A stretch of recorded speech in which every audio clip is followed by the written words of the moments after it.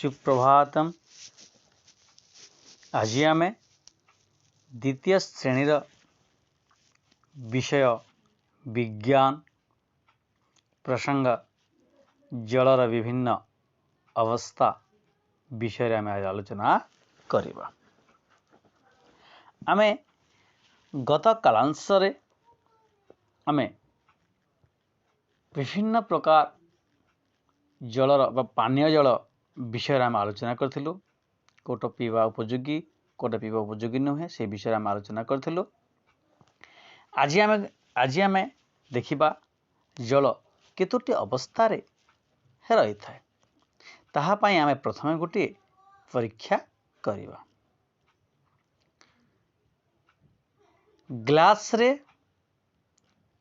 खंडे बरफ रखी किछि समय अपेक्षा करिबा।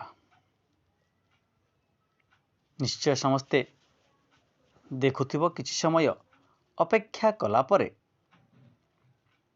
सेई ग्लास भितरे बरफ बदल रे किछि पानी रहिथिबार आमे देखुछु। हेले एही पानी आसला केउठु? से बरफ रे पानी थिला ताहा तरली जाई आसला। हेले वर्तमान देखिबा से ग्लास रे थिबा पानी को चा केटली रे ढाली चुली रे बसाई गरम करिबा। देख कौन होउछि बांफ ऊपर को उठुछि।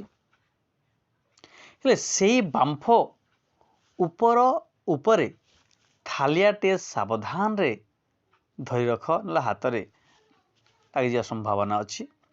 सावधान धरी रख। देखिबा थालिया पछरे किछि जलबिंदु लागिबार हम देखिबा। हेले एही जलबिंदु आसला केउठु? हेले बरफ रे जल थिला। बरफ हाथ को टाण लागुथिला। तेणु बरफ हेउची जलर कठिन अवस्था।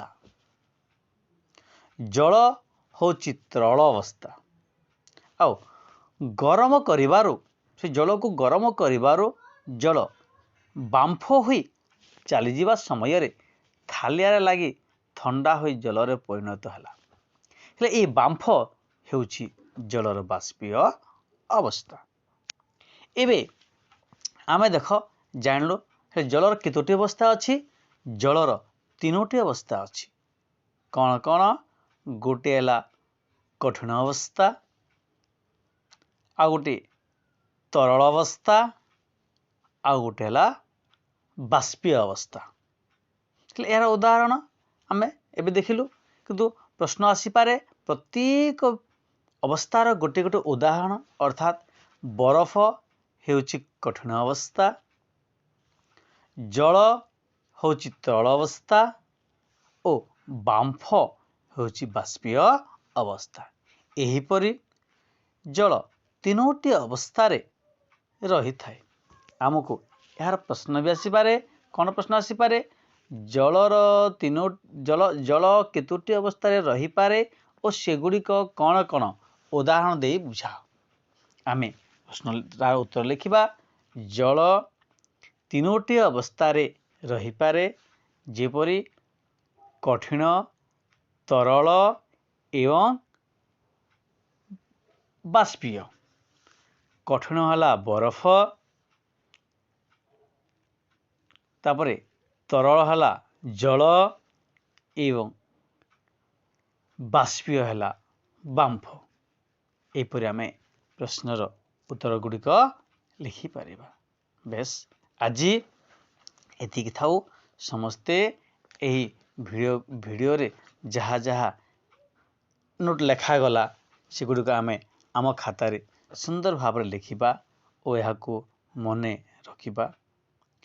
परवर्ती कालांशरे आमे आउ केते गुड़े विषय पढ़िबा। बेस आज एतिकी थाउ। धन्यवाद।